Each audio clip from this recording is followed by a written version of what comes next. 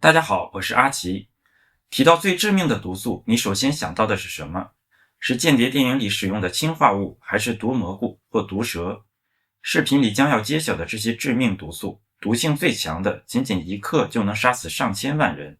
但如果说起杀人的数量，它也只能甘拜下风。那么话不多说，我们进入正题。这是地球上最稀有的元素之一，由著名科学家居里夫妇在1898年发现。为了纪念居里夫人的祖国波兰，两人把这种元素命名为钋。钋的一种同位素钋210是人类已知毒性最强的物质之一，毒性来自于它极强的放射性。1微克的钋210释放的能量就相当于100万次 X 射线，因此摄入极其微量的100万分之1克的钋就足以杀死一个成年人。更可怕的是，虽然具有极强的放射性，但钋释放的是阿尔法粒子，这种辐射能量极高，但穿透能力弱，只要把钋放在瓶子里，就无法被辐射检测器检测到。但就是一个小瓶子里存放的极其微量的钋，在被人体摄入后就能释放出致命的辐射，在短时间内导致死亡，而且很难查明死因，因为所有辐射都会被留在体内。这一切使得钋210成为了一种理想的暗杀毒药。在2016年，一位前俄罗斯联邦安全局特工在英国被下毒暗杀，凶手使用的就是钋210。钋是一种稀有且昂贵的元素，在地壳中含量约为100万亿分之一，只有有能力制造核燃料的国家才能制造它。让我们期待能够制造它的国家都会有责任地使用这种物质，而不要把它当作武器用来作恶。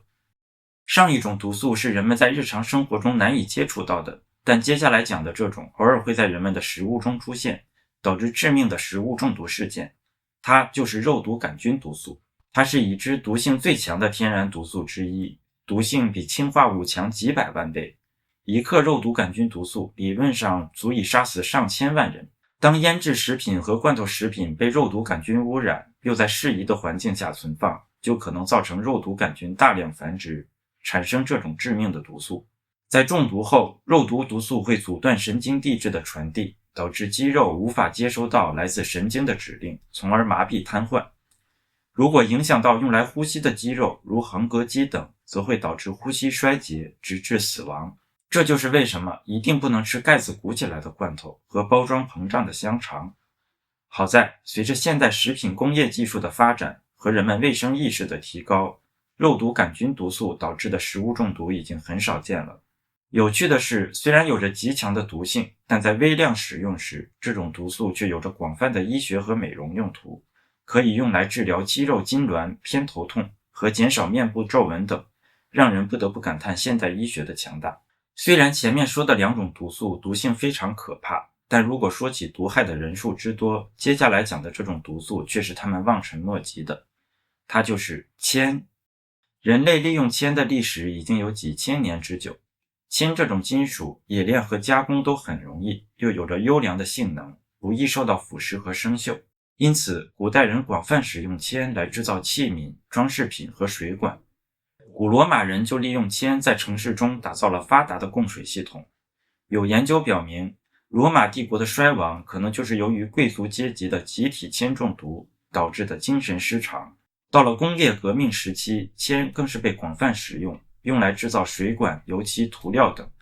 当时的社会也开始逐渐认识到铅对健康的危害，但这些和接下来的这个发明比起来都是小意思。这个发明就是含氢汽油。在现代的汽车内燃发动机发明后，人们发现了它有一个很大的缺点，就是因为压缩比过高，导致燃气在引擎内不可控的燃烧，造成发动机爆震，俗称敲缸。这不仅会产生巨大的噪音，还会影响发动机的性能，降低寿命。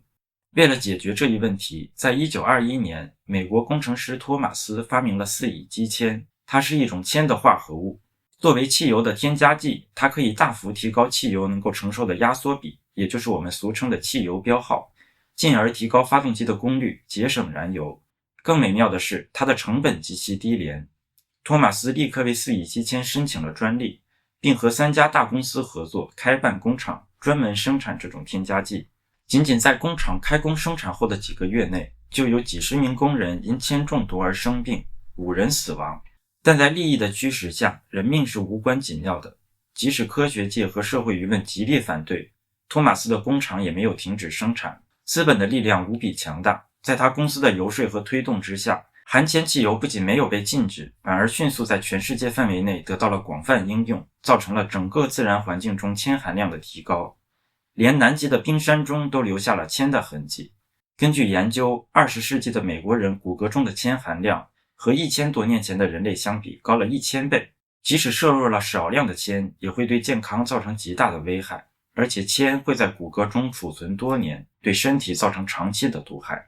铅的危害对儿童来说是最大的，它能造成不可逆的神经系统损伤，影响智力发育、学习能力，甚至导致精神失常。体内铅含量更高的青少年有更高的可能性从中学退学，成年后有更高的几率犯罪。可以说，含铅汽油以一己之力在几十年间降低了一代人的智商，造成了犯罪率大幅上升。科学家估计，铅中毒共造成了全人类8亿点的智商损失。你没有听错，就是8亿点。除此之外，铅中毒还会损伤肾脏功能和引发心血管疾病。虽然直接致死人数难以精确统计，但根据研究，在过去几十年内，铅中毒可能已经造成了数千万人死亡。这一切都只是因为在几十年前，托马斯决定把铅添加进汽油中。他知道铅是有毒的，甚至自己都因为在实验中接触到太多的铅而中毒。但为了利益，他还是这么做了。人类的贪婪真的比魔鬼还要可怕。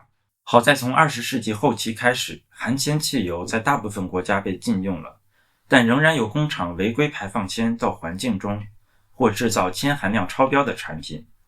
根据联合国的调查报告，全球仍有8亿儿童体内的铅含量过高，每年有上百万人因铅中毒死亡。所以人类和铅这种毒素之王的战争还远远没有结束，它仍在危害我们的健康，影响人类的未来。那么视频到这里就结束了，如果你喜欢，请不要忘了点赞订阅，我们下次再见。